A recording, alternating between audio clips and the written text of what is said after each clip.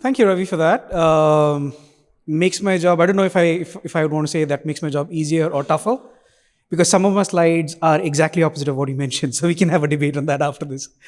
But so so this is what we try to do, right? Over the last 6 months, we have spoken to about 600 odd technology spenders, the CIO slash CTO or minus ones.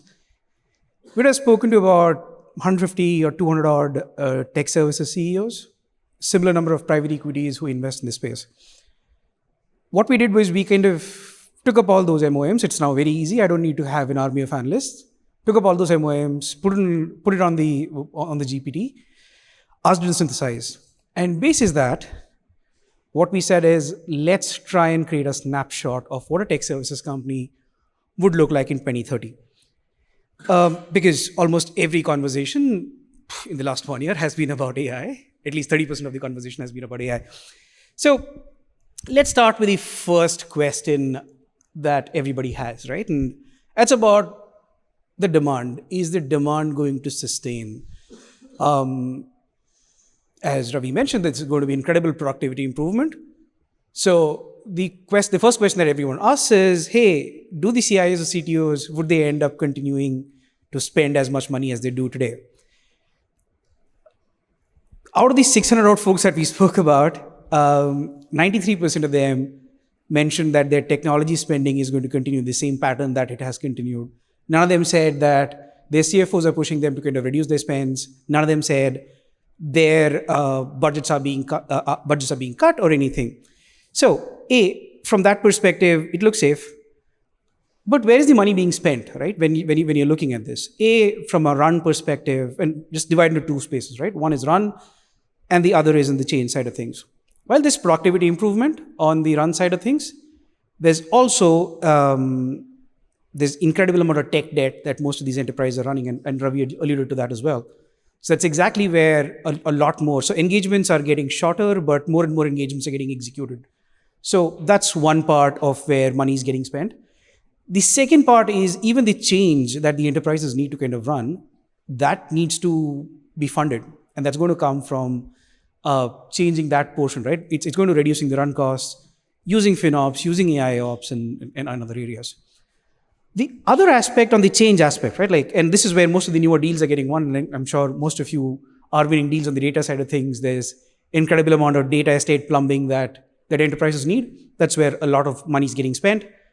There is money on the trust and risk and security side of things. And of course, on building this entire AI products in itself. Now, the question that you might ask is, why won't the tech enterprises do it all by themselves, and why do they need to give it out to tech services companies? Our take is this: unless and until you have an influential CIO organization, which and that happens in case of extremely large enterprises, once you come down and that list thins out very, very fast, right? It's kind of incredibly difficult. Change management is incredibly difficult for enterprises, and that's where they lean on partners for. So that's exactly where, and that's the kind of conversations that we have kind of heard from enterprises today as well, and that's where it is. Of course, having said all of that, the split between run and change would change depending on macro cycles. And macros have got affected in several ways in the last 1 year, right? Now, the second argument that I hear is the fact that there is not enough ROI coming from AI investments, right? And I'm sure there's enough and more articles written in New York Times and Wall Street Journal on that one. But this is my point, right? When you look where the money is getting spent, everybody's trying to re-engineer the entire thing. Everybody's trying to create their own agents. Everybody's trying to spend a lot of money in kind of, and there are multiple wheels being reinvented at the same time. This is exactly how new technology has worked over the years, right? For example, if you look at, and maybe it's an example that I can use. In automotive, about 7 years ago, there used to be, that was the era when autonomous driving and infotainment took over. At that point in time, almost all automotive companies went entirely in. They said, we're going to build our own ADAS systems, we're going to build our own infotainment systems because data is important. At some point in time, they said, hey, doesn't work. It's too much of work. If there's not enough ROI, I'm going to buy it from the tier ones like Bosches and Continentals of the world. That's exactly how it is, right? You don't need to buy a coffee estate to kind of have to have a good espresso, right? And I say that with my tongue firmly in my cheek. I mean, given how seriously some of you take your coffees, I'm sure some of you are like just one step away from that, including Pari. And this is how we see this kind of world evolving, and probably what Ravi was mentioning as well. Eventually, this is going to come to a point where the right parallel for you could be to kind of look at an AWS marketplace today, how that works. The agents are going to get on a marketplace eventually at some point in time. This is sooner than later. Is it going to be 18 months? Is it going to be 24 months? Is the question. And this is so, and that, of course, whenever that happens, is exactly it happened when Ravi mentioned on the SaaS side of things, is where the opportunity does arise for the tech services firms as well. Now, having said all of this, right? Like, so how does a technology services firm, how does a delivery kind of evolve? And across service lines, and we did some analysis and said, hey, this is how the delivery is going to change across organizations. Maybe I'll pick up a couple of examples, right? So, and at the forefront, for example, right now is BPO, where the transformation is too real and right now. So the how you kind of deliver it is with a lot more of domain co-pilots, a lot more of evaluator-led QAs, guardrails that you're setting up. It's not more of people-specific organization, right? There's a lot more of automation going in. Similarly, if you look at managed services, the L1, L2 tickets, the bottom of the pyramid is exactly getting replaced with ServiceNow ticketing and AI agents on top of it, right? So that's exactly how delivery is changing across the different service lines. Now, and this is where probably those 600 meetings that I've had probably differ with what Ravi mentioned, right? And the pyramids is how you look at pyramids is how the tech services companies have kind of looked at it for the last 20, 30 years. Bottom of the pyramid is where the value has been captured. Now, when we speak to the firms, they say, hey, that's going to change about, because as I mentioned on the BPO, on the managed services side of things, and even on the software product and on the IT services side of things, that pyramid is kind of going to go more of a diamond shape, right, rather than a pyramid shape. So bottom of the pyramid is more about, it's going to be buttressed with a lot more agents. The middle layer is the flabby, unattractive layer today, but that becomes attractive for you because that has got a lot more domain for you, domain experts that are able to kind of factor risks in, because if you're going to go to apply for more outcome, they need to factor more risks. And this is where that kind of capability rests as an organization. Now, having said all of that, right, like if you look at the profitability architecture of a firm in 2030, and this is how we kind of imagine the top quartile tech services firms in 2030, if you look at them, if you're going to say 8% of my work is automated, I'm going to add about 3.5% of gross margins. But 20% reuse rate of my codes, I'm going to add about 150.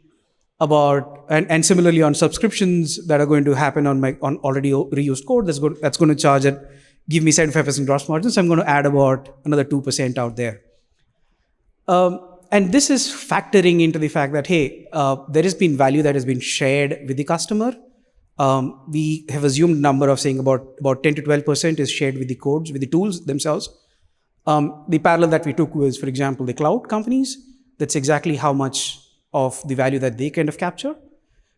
And about 40% is being passed on the customer, and the remaining is where the tech services companies are capturing. So this is how our view of that was, right? And now, there's an additional thing that of the customer acquisition cost, right? And currently your deal on an average, a customer acquisition cost is about 12 months. That would reduce to about 8 months. And why so? It's largely to do with how you're selling is also going to change here. Yes, wining and dining would be there, but there's a lot more complicated manner in which some of those pitches would be made as well, as Ravi mentioned on the outcome side of things. For BPOs, for example, it's a per case, per transaction outcome that you're seeing, right? Like the impact is going to be very, very different. And on the other end, you would see something like in ER&D, where, of course, there are going to be straightforward testing and V&V validation, or V&V as we know today. That's going to be much more easy to automate. But the more and more complex it gets from an innovation perspective, where you're not able to define outcomes properly, in those cases, T&M will still persist. And so large chunks of areas such as ER&D, that is where it would still be kind of T&M dominated rather than outcome-based pushes or other way around. Now, this is how, now having said all of that, we reimagined how a P&L statement would look like for a tech services company in 2030. We have similar pages for India-based services companies, Eastern European-based services companies, onshore, Latin America, and so on and so forth. If you look at the India-based company P&L, right? So today, on an average, a revenue per employee is about $40,000 per FTE, 42,000, depending on wherever you are, with about somewhere between 35 to 40% or 43% gross margins. This is where the change is going to happen, right? I mean, and your EBIT numbers are somewhere in the teens. With those changes that are happening, and this is in 2030, if you look at it, for earning $1 billion in revenue, you don't need 24,000 or 25,000 employees. You need about 17,000 employees. So the number that, and Dupari's question about how many people you're going to hire, that would look slightly very different. And Ravi, we can have a conversation on this, and I understand that we disagree on this, but we'll have a conversation on this later on. Now, this is where we kind of try to do, when we're a consultant, we need a 2x2. What's a tech without a 2x2 matrix, right? So what we try to do is, if we are going to push into more outcome-based and to more outcome-based and more risk-reward kind of models, how do we kind of factor in which workloads go where? So we kind of said, hey, integration load index is what you see on the x-axis, but what is integration load index is just about resistance, or it's about friction. The more right you go, the more the friction, the more left you are, the less of the friction. And on the y-axis is more of IP and reuse. It's basically repeatability is how we're kind of capturing that 2x2 matrix here. And what we try to kind of capture is, hey, where is it that, which of the models will work much more easier, right? For example, when the, and if you look at a typical tech services company that you look at today, most of them are in the bottom two quadrants, right? Staff augmentation or premium T&M, because, hey, there's almost no IP or reuse that's available. Depending on friction where you are, it's going to be on the staff aug side of things, or you're going to go on a more premium T&M. But that's going to push more to the risk reward and the productized outcomes as more and more reuse kind of works out, right? So depending on what is the reusability or what is the friction that in each of your processes, we'll have to reimagine which service line kind of falls in where. Now, having said all of that, right, what is the key differentiating factor or key success factor for any tech services company across this? And even if you're a BPO, even if you're an IT services company, the differentiator for today for you is going to be domain, right? Probably explains why Capgemini acquired WNS at some point. Like, everybody was surprised when that acquisition happened. But WNS as an organization has got incredible capabilities on BFS side of things, BFS and insurance. Probably makes more sense of why and domain kind of gives you and as I mentioned earlier, domain gives you the confidence to risk those. You need to understand the industry to kind of underwrite the amount of risk. If I'm going to say an outcome-based contract, I can't just blindly go into an industry which I do not know about how the processes work or how the nuances of the profitability of the industry is, and where the value is getting captured. If I don't have the domain, then I'm not able to go. Then I'm not able to, would not be able to kind of write it off.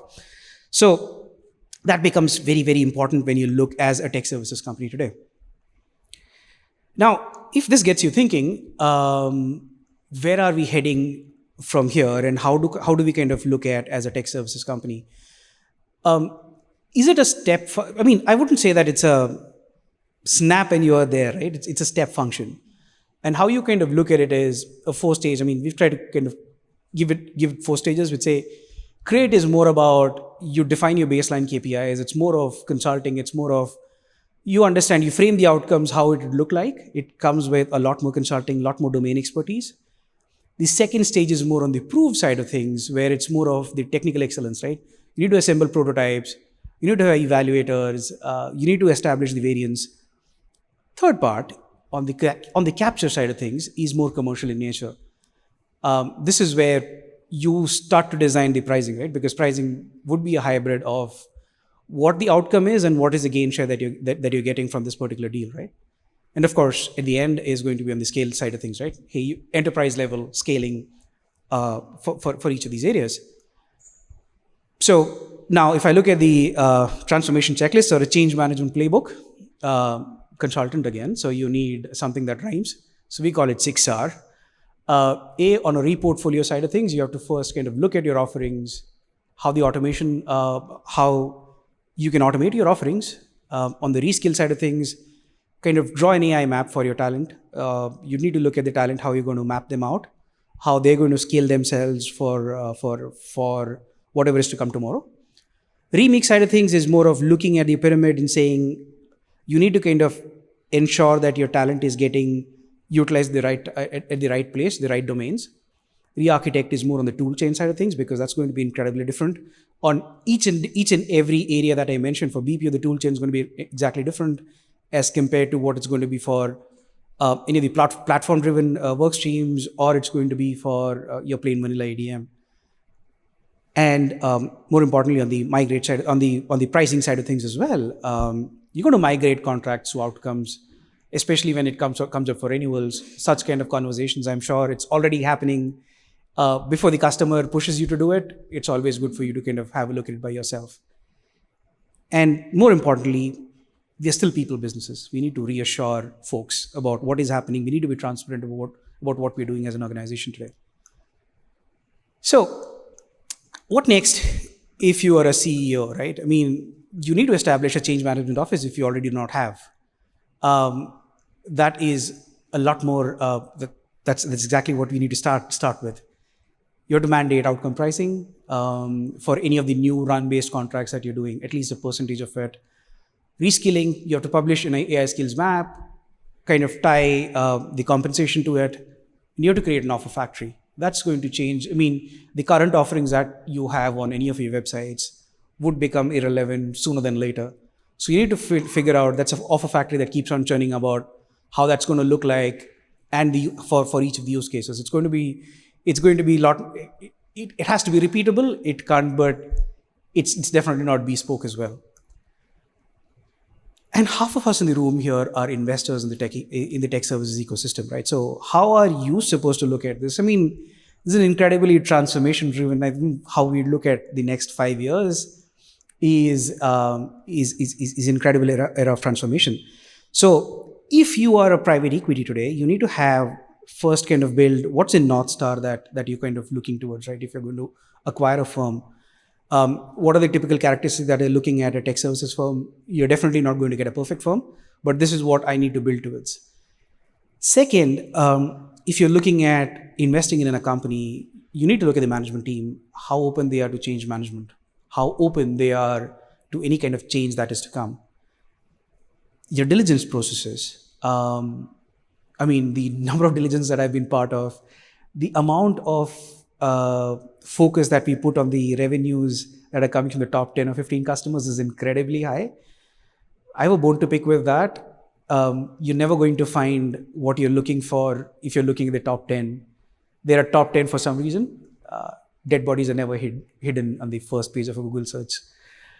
And of course, the value creation playbooks that you need to create. I mean, Vista did that once, but nobody did for tech services. Maybe it's time, because this is when everything gets productized. So, having said all of this, right, and Dylan wrote this song probably in 1964. when none of the tech services firms existed. But it's been relevant for a tech services firm every 10 years. Every 10 years, change has occurred. With increasing amount of complexity and increasing amount of technology and software that has been consumed. And companies have, and every 10 years, there have been new champions that have evolved, right? I mean, there used to be CSEs, there used to be Peros, there used to be Xeroxes. Then there are now Cognizants and Infosys of the world. There's EPAMs and Globants. And there's an Accenture that has been almost forever. So the next 5 years, I'm sure we're going to find newer such names.